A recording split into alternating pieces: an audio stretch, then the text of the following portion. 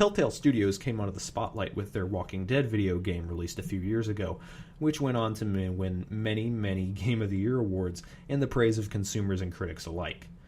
It was also a game that I didn't particularly care for. Admittedly, I only played the first 2 chapters, and the voice acting and gameplay were both quite good, but the story itself did not grab me like it seemed to grab others. I'm over the whole zombie thing. However, with The Wolf Among Us, Telltale has successfully recaptured my attention. They've produced a high-quality game with careful attention to storytelling, and while the gameplay might be minimal, the performances, direction, and script will keep you invested until the game's last moments. If I were to describe The Wolf Among Us, I'd say it's equal parts Drive, Chinatown, and with the aesthetic of something like Only God Forgives. It's an 80s set neo-noir, so it has a lot of style to it.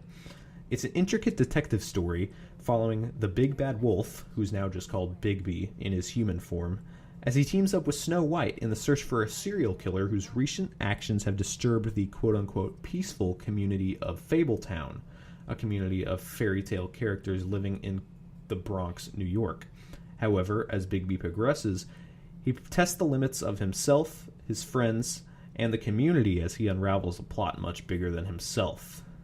Throughout the episodes, we see a lot of familiar fairy tale characters ranging from one of the 3 little pigs to the woodsman to Beauty and the Beast. The plot starts off great and just keeps getting better.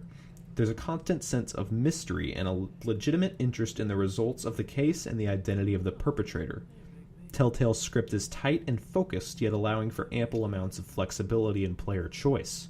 The dialogue is perfectly delivered by the accomplished voice actors, adding to the gritty mix of realism and fantasy. The story is just plain great. It checks off all the important boxes for success and even adds a few more. While the ending might feel a little messy in its ultimately satisfying payoff, the plot is riveting from start to finish.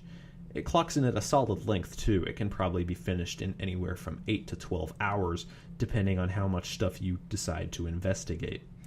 The replayability comes almost entirely from the choice-based gameplay, allowing players to play again, choosing different dialogue paths. In addition, there are a few hidden Book of Fables pages that can be unlocked from different choices and investigations. It's an engaging ride and one that you will keep thinking about, and it will keep you wanting more. Like I said, the gameplay is pretty minimal. When boiled down, it's comprised of quick-time combat events and investigation scenes in a mix of classic point-and-click gameplay and the LA Noire-style investigation. I would have been perfectly happy with The Wolf Among Us being something like a TV miniseries, but it works tremendously well as a game. The choice aspects and quick-time combat evolve the player enough to be a true gaming experience. The combat is pretty fun, and it adds to the game viscerally, but there are the occasional mash Q button prompts that are impossible to win, as defined by the story. It's a tad frustrating, but it's not a big gripe. Overall, the gameplay is mostly comprised of ticking dialogue boxes, but the aforementioned high production values keep the game interesting. The graphics are simply gorgeous. The game's aesthetic is alluringly saturated, giving off a distinct 80s neo-noir vibe. The comic book mixed with realism is a style Telltale is known for, and it works just as well as it did in The Walking Dead. It's also clear that Telltale's trademark aesthetic is not a cheap way of using lower quality assets, but a deliberate artistic choice that wouldn't have worked in any other way. The Wolf Among Us is slick, gorgeous, and tremendously rendered.